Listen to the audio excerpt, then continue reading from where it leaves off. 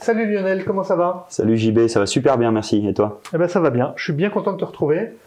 Nouveau numéro de dialogue avec mon analogue. Absolument. Donc Lionel, ouais, j'aurais voulu cette semaine, si ça te convient, qu'on aborde un thème qui tu vas peut-être trouver un peu borderline par rapport au vin en général, qui est le Porto. Parce que moi je suis parfois invité dans des apéritifs, des choses comme ça, je vois la bouteille de Porto, j'en prends rarement, parce que franchement, ils sont rarement bons. Est-ce qu'il y a des bons Porto? Et si oui, comment on les reconnaît, etc.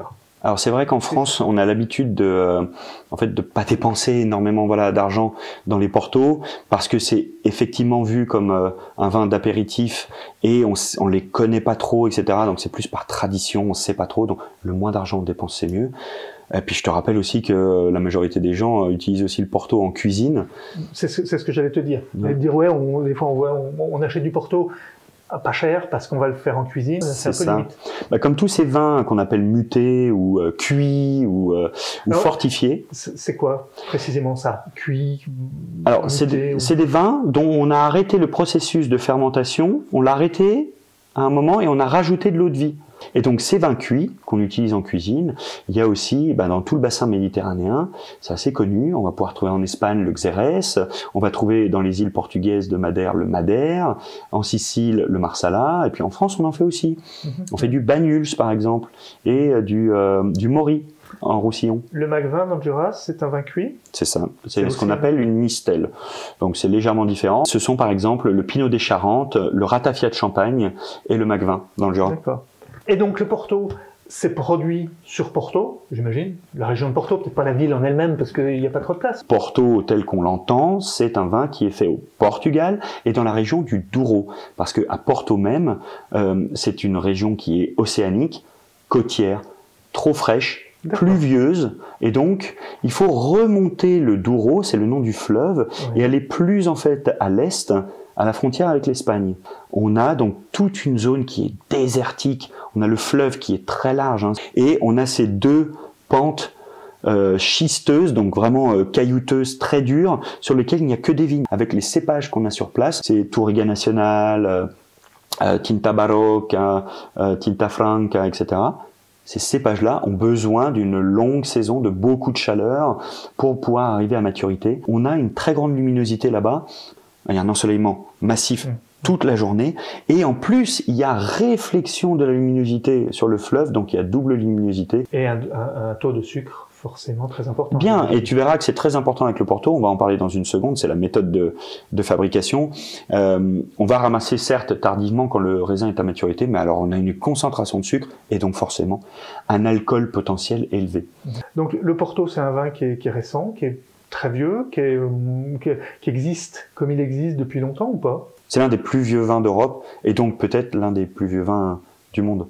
Donc tu m'as dit que le Porto, c'était un vin qui avait environ 500 ans. La naissance vraiment du Porto, comme on le connaît, c'est à peu près, après l'occupation espagnole au Portugal, donc de 1580 à 1640. Il y a eu un consortium de producteurs de vins de Porto qui s'est mis en place et qui a commencé à mettre en place donc des règles. Ils ont défini les règles structurées et défini les règles donc de production du Porto. Et on a donc décidé que les Portos, en tout cas les vins rouges, seraient faits avec un certain nombre de cépages, dans une certaine région, avec une certaine méthode. D'accord, donc une AOC, enfin un peu l'équivalent d'une AOC actuelle. Complètement, la plus vieille du monde.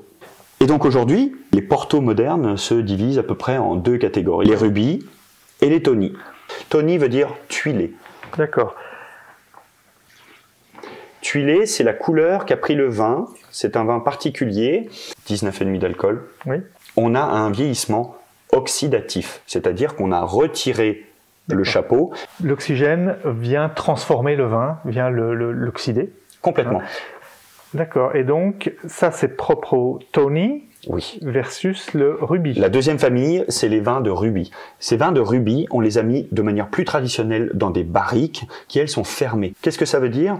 Il a perdu sa couleur rubis qui était très rouge. Oui, presque framboise, alors que là, on est plus presque, on n'est pas orange, bien sûr, mais on tire vers le rouge, tire vers l'orange. C'est ça. Il faut toujours prendre le temps de regarder un vin pour prendre les informations. Ce qu'on peut voir aussi, c'est les jambes, les larmes ou jambes. Ou larmes, ouais. Ouais, qui se forment. Déjà, il y en a un nombre Là, on identifie tout de suite qu'il y a beaucoup d'alcool. Hein, c'est ça. Hein, on en a un nombre très conséquent qui fait penser qu'il y a beaucoup d'alcool.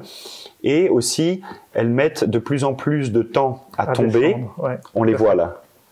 Elles mettent de plus en plus de temps à tomber. Ça veut dire qu'il y a de plus en plus de sucre sur les parois qui fait donc couler doucement. Elle commence, c'est vrai, à descendre assez rapidement. Et puis, pouf, elle perd comme si elle perdait de puissance, alors que normalement, elle devrait presque accélérer en descendant. La règle des larmes, quand on les regarde, c'est est-ce qu'il y en a beaucoup? J'ai beaucoup d'alcool. Est-ce qu'elles descendent doucement? J'ai du sucre résiduel dedans. Alors moi, je sens...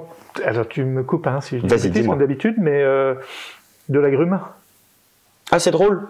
Tu sens le côté très frais encore du vin, alors que on devrait moins avoir ces arômes primaires et on a beaucoup plus, normalement, les arômes tertiaires, hein, les arômes du vieillissement. Alors j'ai souvent tendance à aller chercher pas celui qui est évident, mais celui que je trouve derrière. C'est très bien. On a un arôme de peau d'orange, c'est ça? Oui, c'est ça, absolument. Et pour 15 €, on a un nez fabuleux. J'ai aussi de la cendre. Tu as un goût de fumée, et il y a effectivement un goût peut-être charbon. Hein. Un petit peu, ouais, c'est ça. C'est le goût très fort de fumée. C'est le fumé, en fait, c'est ça. Non, je parlais de cendre, c'était fumé. On le goûte? Allez.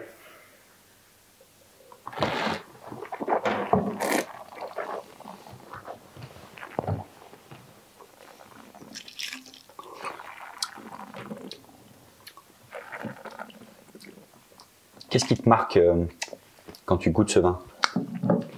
Alors, l'alcool. Oui, beaucoup. Dans la gorge. Très riche. Ouais, très riche, mais qui n'est pas un alcool agressif. Non, complètement intégré. Rond. J'ai l'impression qu'il y a un peu des tanins, quand même, qui sont présents. Hein, c'est dans les joues, c'est bien ça. Hein. Attention, parce que l'assèchement, normalement, est plus marqué dans les vins secs. Et comme on est sur un vin doux, bizarrement, c'est moins agressif. Hein. Voilà, mais c'est ça, c'est pour ça. C'est la rondeur quand même globale qui est présente, mais qui n'est pas une rondeur qui du coup dessert le vin. Je trouve qu'elle l'accompagne. Elle l'accompagne de façon intéressante. Tout est extrêmement bien intégré, ce qui fait penser que, waouh, je suis pas sur ce Porto d'entrée de gamme que tu as connu la dernière fois que tu es allé voir chez Michel. Mais là, avec ton œnologue, on trouve un Tony qui te permet de sortir ça à l'apéro. C'est un voyage, c'est magnifique. Absolument. Non mais oui. Alors moi, il y a une chose aussi qui m'a quand même étonné par rapport justement au Porto un peu, c'est le niveau d'acidité. Ouais, c'est fou, hein. C'est-à-dire que là, on est presque sur un vin rafraîchissant, alors qu'on est sur un vin qui est quand même assez alcoolisé. On est à 19 degrés, je crois, tu m'as dit. 19,5 d'alcool. On a un taux de sucre important. On a énormément d'arômes. On a beaucoup de tanins. Et le vin t'a paru, acide? Bah oui. Et même assez acide. Ce qui est fou avec l'acidité, c'est que généralement, on la sent plus le vin est frais. Gardé à température, ici dans la pièce, à 20 degrés, depuis des temps immémoriaux, puisque de toute façon, le vin ne bouge pas. D'après toi, je l'ai ouvert il y a combien de temps, cette bouteille? Il y a moins d'une semaine, je dirais. Il y a 6 mois. D'accord. Il y a 6 mois... Et il n'a pas bougé. Il est... tu ne l'avais jamais goûté avant. Je ne l'ai pas goûté avant, mais pour moi, il est impeccable. Exceptionnel. Voilà. C'est la vérité. Vous pouvez vous acheter un Tony, le faire, mais le boire comme ça 2 fois par an, il ne bougera pas. Il y a aussi quand même, je trouve, un peu de chocolat, d'amande peut-être. Il y a les deux. Il y a à la fois les notes d'oxydation, le vin étant fait de matière oxydative, amandes, noix, noisettes, c'est très marqué. Ouais. Il y a à la fois des notes torréfiées. Ouais, chocolat, café presque. Ouais. On goûte le deuxième? Avec plaisir. Allez. Alors là, on est toujours dans un Tony. Oui, c'est marqué dessus d'ailleurs. Mais la maison a changé, donc Quinta maintenant est passé Quinta do Noval. Ouais. D'accord. Donc tu vois, depuis 1715. Ça fait un moment qu'on fait du Porto. Et celui-ci est un 10 ans d'âge, 10 years old. D'accord. Donc, comme tu me l'as expliqué, ça veut dire que la moyenne des vins qui le composent font 10 ans. C'est ça. Par exemple, si j'ai 2 vins, j'en ai un de 15 ans, un de 5 ans. La moyenne fait 10 ans. Ça fait 10 ans. Il faut qu'il ait au minimum une moyenne de 10 ans d'âge. Il peut en avoir un petit peu plus, pas en dessous. Il peut être effectivement à 12. Mais il rentre donc dans la catégorie des 10. On y va? Alors, au niveau couleur, on est encore plus, je trouve, dans le brick. Bien. Donc, comme on sait qu'on est plus vieux, le Tony, la législation, c'était un minimum de 3 ans d'âge. Ouais. D'accord? Donc, là, on est à un minimum de 10 ans en moyenne. Donc, Ouais, donc on a il gagné a eu le temps d'être encore plus tuilé. plus tuilé par l'oxydation. Ouais. Arrête-moi si je me trompe. Hein. Donc évidemment toujours les jambes, hein, et puis ensuite Ouais. un nez. Ah, tu vas retrouver les arômes que tu aimes bien. Il est beaucoup plus subtil, plus fin. On va le voir en bouche.